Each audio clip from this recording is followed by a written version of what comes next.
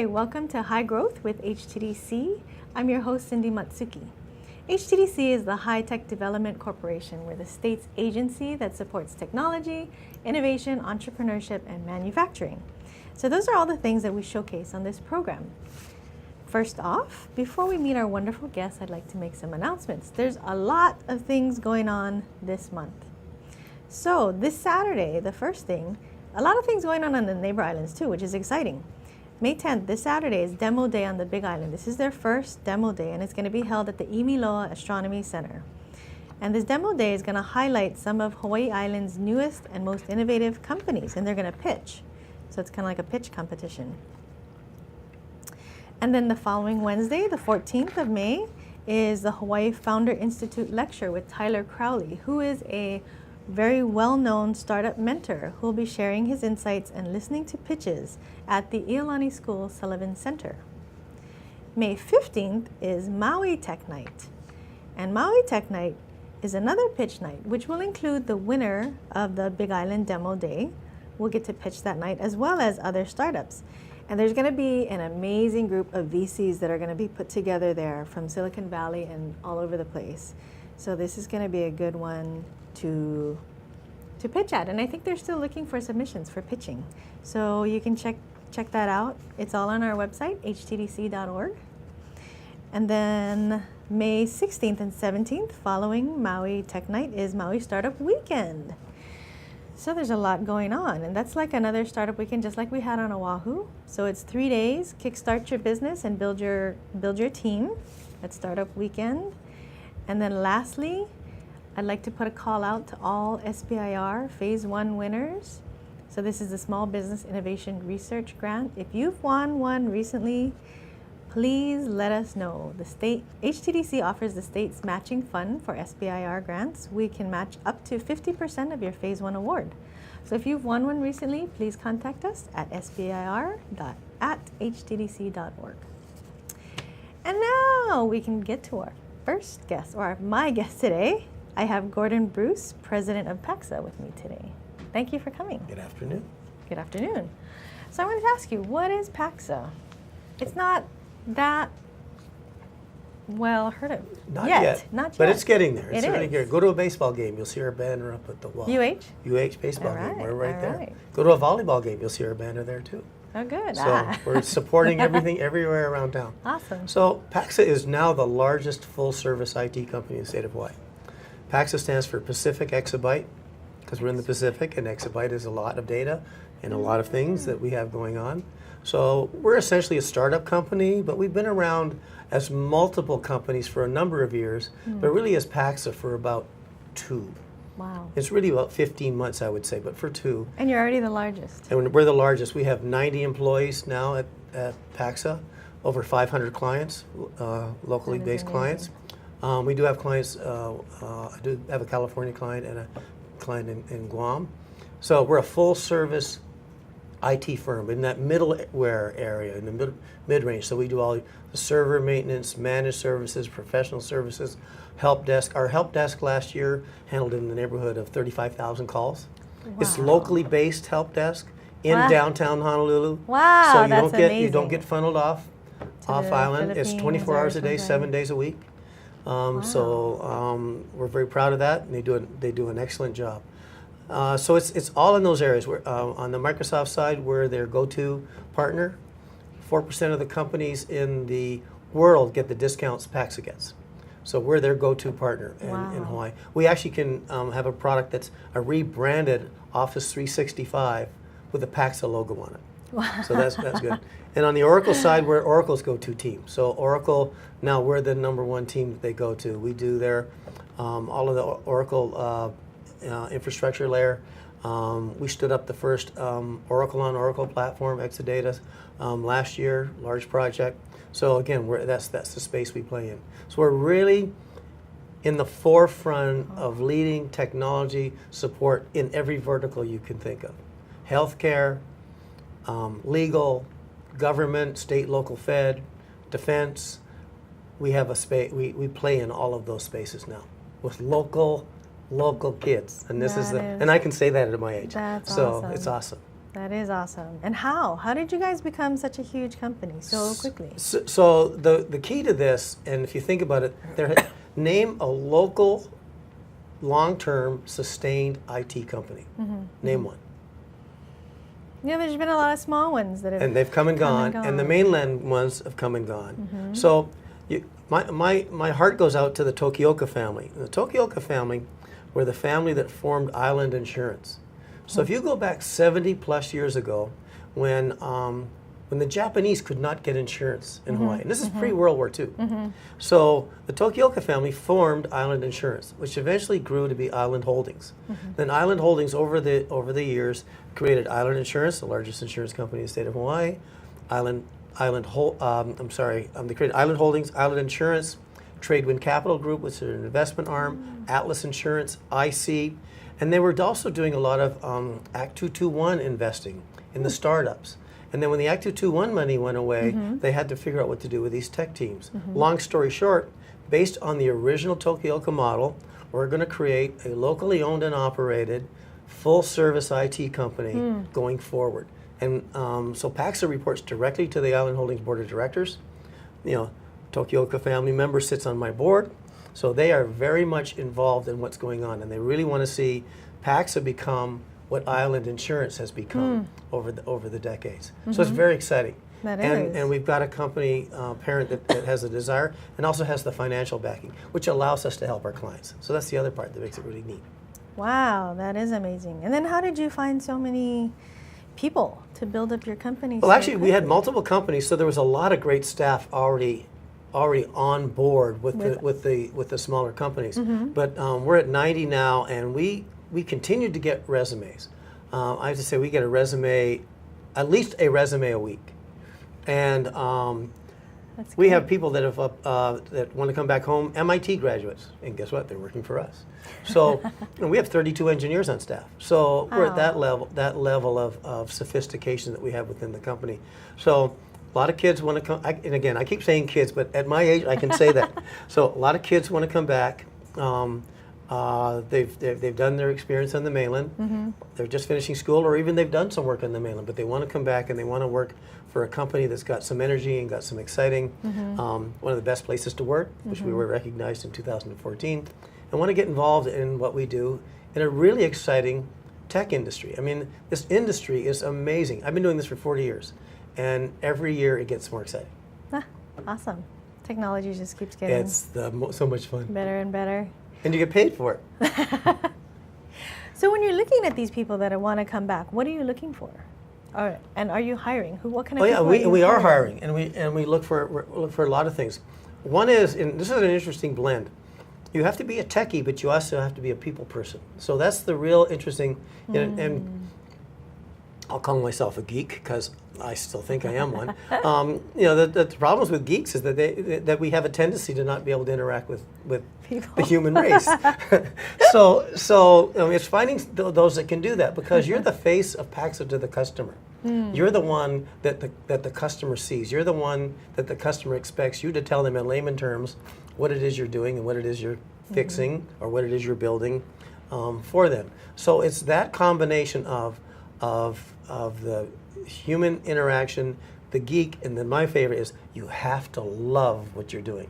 Not like, but love what you're doing. This tech industry is not a it's a career, but it's a career that you have to be passionate about because it never stops. It's 24 hours a day, 7 days a week, and you just have to love it. And you see those talents in there, and then you can just groom and get exposure and bring them to the next level. Wow. I see it all the time. It's great. I watch these kids just do amazing things. And you walk in at 10 or 11 o'clock at night, they're still working. They're still going on. Why are you still here? Well, we love what we're doing. Oh, that's the keyword being love what we're doing.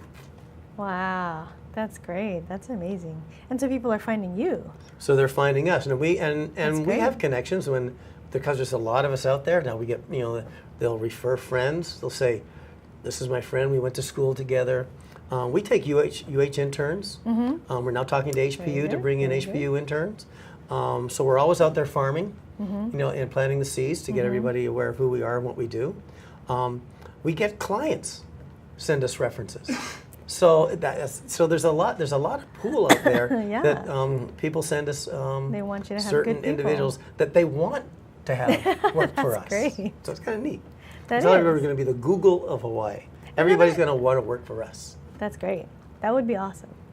And then I also read that part of your strategy is when you pick up a customer, sometimes you also pick up their IT team. Yes, this is And they kind of get like wrapped in. Yes. And then, So here's what's happened in the industry, and I've been on both sides of this, is that when someone comes in from an outside firm to look at your IT, the IT departments, and I would say 9 times out of 10, get very defensive. Like, what are you guys doing in here? I know what I'm doing. Why are you here? And I don't need you here talking smack about me. So, but that's not the approach we take. Because we walk in there, and I can almost guarantee that in almost every case, the IT department is absolutely maxed, understaffed, under-resourced, underfunded. We come in and say, our job is to help you get what you need. Now, we may be able to help you by providing some of the services on the backside. For example, the help desk. Is that exciting for someone who wants to build new apps for their company or develop, bring them up, upgrade their systems? No. So why don't we take that burden away from you? Or doing upgrades to your patch management and all of that kind of stuff. Why don't we take that away from you so you can do the real sexy stuff? Well, what happens over time is that some of the clients and some of the employees are saying, well, you know what? Why don't we just work for you and then you just pay us a fee? You work for me, and then the client pays us a fee like the electric bill. We pay you every month. Here's the scope of work.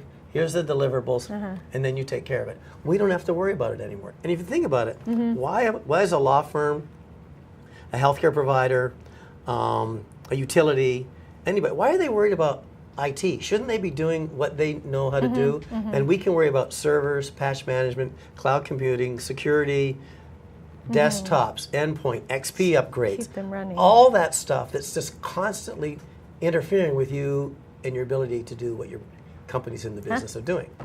And so, it's been fun. So we picked up a few. I'm actually talking to another customer right now who wants us to take over their IT too. So we're very cautious about it because it's a shift change, it's a job change. We go out of our way to make sure we match the salaries and benefits. But what we provide is we're in the industry, and you have career in the industry. If you're working for a law firm and there's only 2 or 3 of you there, where's your IT career? It's in that law firm. That's it.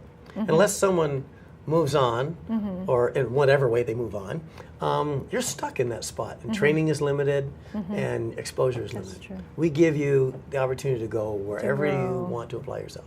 That's great. And then they bring the customer with them. And they bring the customer with them. And they bring people that they know that are working for other customers, and they bring them with them too. That's great. That is a good model. We are going to take a quick break. My guest today is Gordon Bruce with Paksa. I'm your host, Cindy Matsuki, and we are on High Growth with HTDC on the ThinkTech Hawaii Network. We'll be right back. I'm Hong Jiang, host for Asia in Review on Tuesdays.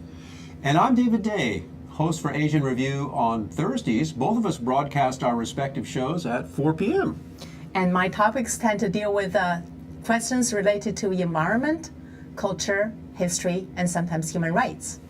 And my shows tend to be on international business, foreign policy, geopolitics, and national security. And you can watch our shows live on the ThinkTech website at thinktechhawaii.com. And you can also watch us on YouTube or Olalo. So come join us on Thursdays at 4 p.m. I'm David Day. And on Tuesdays at 4 p.m., I'm Hong Jiang. Aloha. Aloha. Hi, welcome back. This is High Growth with HTDC. I'm your host, Cindy Matsuki, and my guest today is Gordon Bruce, president of Paksa. And we are talking about, they are the biggest Hawaii IT full-service firm. And they've been around for 15 months, you say? 15 that months, is a amazing. little bit longer when you take all the small companies and how we smash them Amazing. together. So I was going to ask you, I mean, you make it sound like a really fun place to work with. How do you guys find the next big thing? Or how do you guys help your customer be like at, where they need to be with technology? Oh, that's a great question because every customer is different. Whether you're in retail, Everybody has different needs. utility, they have different needs. Some have to do it just because it's required by law. Some have to do it because they want to outbeat the competitor. So all of those kinds of things. So it's looking at it's getting a personal touch with your client and understanding what it is their needs are. And initially, usually when we go in initially, it's to get problems fixed.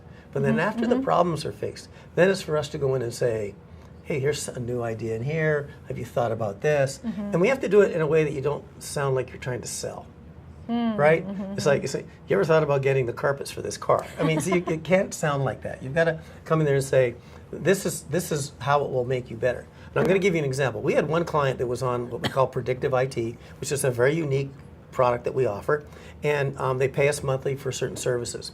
We evaluated that service after a certain period of time, and we found out that we were charging them too much. So we went back to them and said, you know what, you're paying us too much. However, if you take this balance of money that you're using here, you can do this upgrade that you need to do to help you better financially manage your company. And we'll just spread it out over time. And that's what we did. So they got to move on something that they've been waiting years to jump on.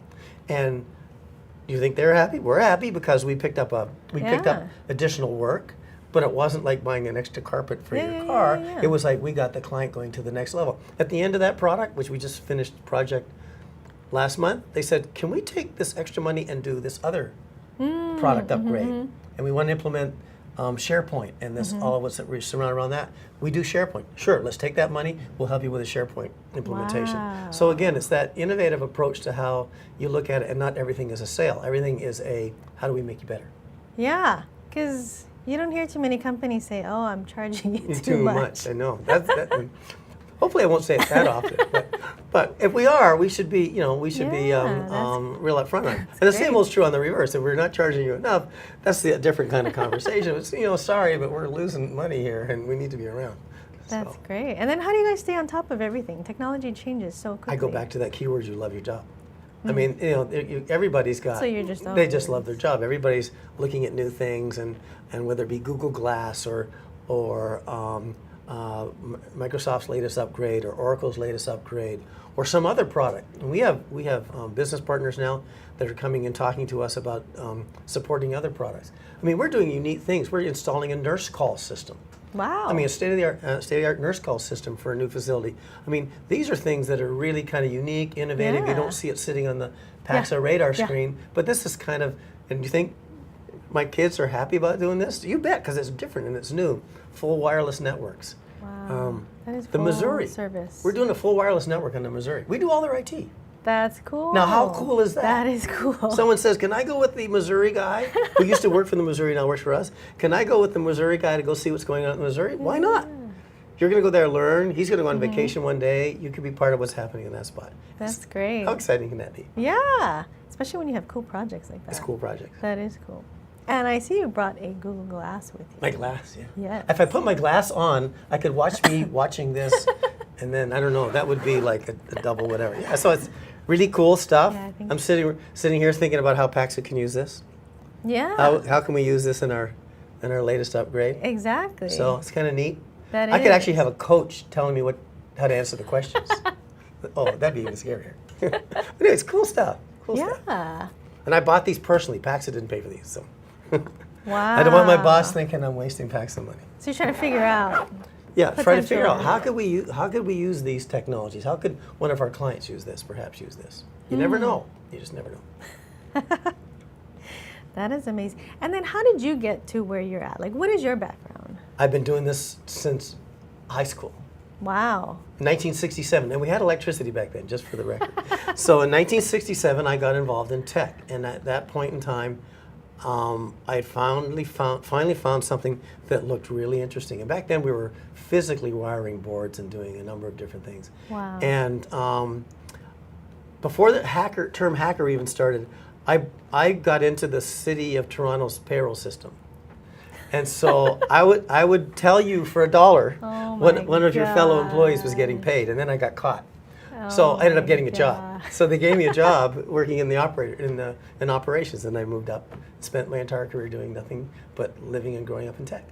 Wow. And so is your educational background in tech? My undergraduate was in IT, and I got my master's in international business at HPU, just down the street. Wow. That is amazing. So what would you recommend for students interested in In IT technology? service and- Well, you don't have to wait to get to university. I'm not unplugging universities. I mean, you can talk to the Bill Gates of this world and all those things. I mean, find out something in tech that really intrigues you. Find something in tech and not playing games that will keep you up all night.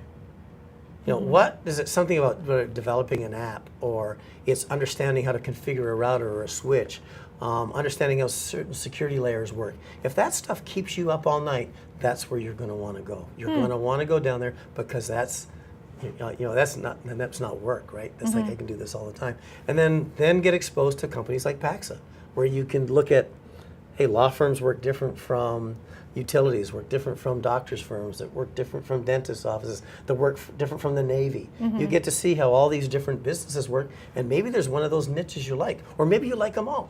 It doesn't, it doesn't matter. Find the one. Maybe you're interested in finance, and maybe there's a finance aspect. Maybe you're interested in data and analytics on the data side. This is the data generation right now. Any of those kinds of things. There's just so many things you could look at, and find the pieces that you, keyword being, pieces that you love, and go for it. What are the pieces that you're looking for at Paksa? What I'm looking for, someone with that sort of energy, that So it's loves more what the they energy do, and the energy, will love to work with their friends and peers at work. We've talked funny with some of the kids, as we say, is that, if you don't have an answer for something, you can cheat in this job. Ask your neighbor. It's not a test. Your neighbor might know the answer, and that's fine. It's not wrong to not know. I mean, the key was, I don't know how to do this. Well, then let's ask Joe. Or let's ask Elaine, or let's ask Jeff, and I'm using real names here. Let's ask these people, or Davin. Let's ask them how to do that. They've got a wealth of education and experience they can bring forward. Wow, so you're that. always learning. Yeah. That's great. And what's next on the horizon For Paksa, well, this is a great year. We have a new regional cloud offering that we're going to be rolling out.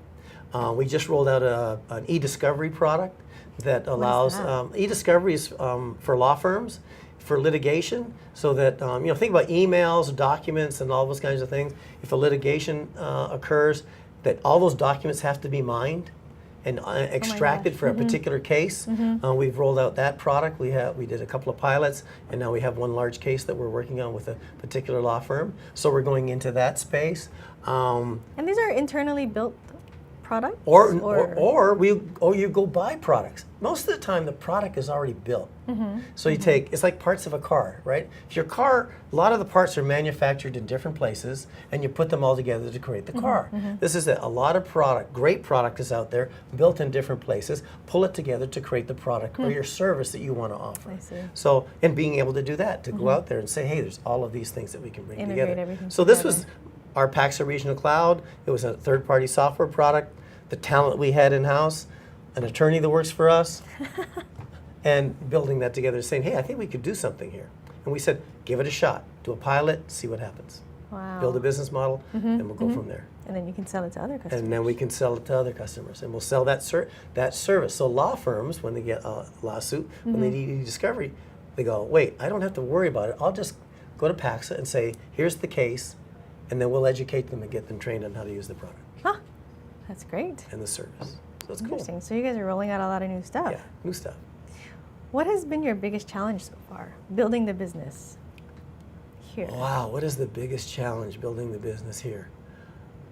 I think the biggest challenge is that we are changing the way IT has traditionally been done. There's a book called Consumption Economics that kind of nails it, I would say.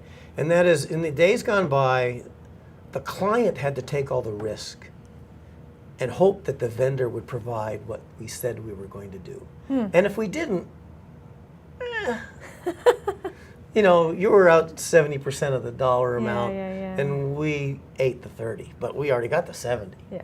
So we're changing the model where you don't do that. You don't pay your 70% up front. We partner with you. We come in together with you. We invested it in the same time. We agree on what the deliverables are going to be, and then we go forward on that. That to me is a big change and a big challenge, because we're changing the way the big guys used to, and in many cases still provide products and services. And so they're going to have to adapt. So if you look at that again, read that book, Consumption Economics, it gets into that and how the risk has to be taken away from your client, and you have to burden that risk in order to ensure that you will survive as a company. And that's I think one of the biggest challenge that we're up against right now. But it's shifting. It's like when the PC first came out, when someone said, "We'll never allow those on our desk," right? And then I heard mobile phones. Now everybody's not going to get a mobile phone. We'll check it out. I heard that with fax machines too. So I mean, here we are. Just get used to it. It's going to change, and the way we do But I'm business sure will that's a change. change that the customer is ready to adapt. I mean, that's all in their And the favor. customer will drive that, and Yes. that's going to be the shift to the Yes. companies. Wait, the customer wants me to take the risk? Yeah, because if not, they're going to go down the street to someone else who will take the risk. We're going to position Paksa, and we are positioning Paksa to be that company that can take the risk. Financially, we can I take the see, I risk, see. as well as resource-wise, we can take the risk. Wow. Put some skin in the game. Yeah, and I'm sure have your customers been more than willing to No, because partner it's with you? a shift in how they've seen done things too. Oh, so it's like an It's an educational- educational process, right? You need $300,000 in hardware. So buy the $300,000 in hardware, and then we'll move forward. Or how about this change? Why don't we see if there's a way that we can work together and span out the payments on that $300,000 of hardware, if that works better for you? And they're like, what? What? Okay, that's different. So those kinds of shit. And we've got some unique financing. I can't talk. Financing things we've put in place that allows us to do certain procurements That's great. and spread out the time To you have work to with pay. a customer like that. That is great. That is great. I hope everybody's listening. You should work with Paksa. They want to work with you. All kinds Come on of down, people. and we're not going to steal anybody's employees. That's another one. We will not steal anybody's employees. I promise you, that's not the way we operate. But we will come down and we will see how we can work together. It'll be fun. Great. It's fun. That's great. Very good. So for more information, please visit Pacxa.com. Right? And thank you so much for being here My today, pleasure. sharing It's your fun. story. That's great. And thank you, everybody, for watching High Growth with HTDC and for supporting our entrepreneur community. We hope you enjoyed the show, and we'll see you next time. Thanks.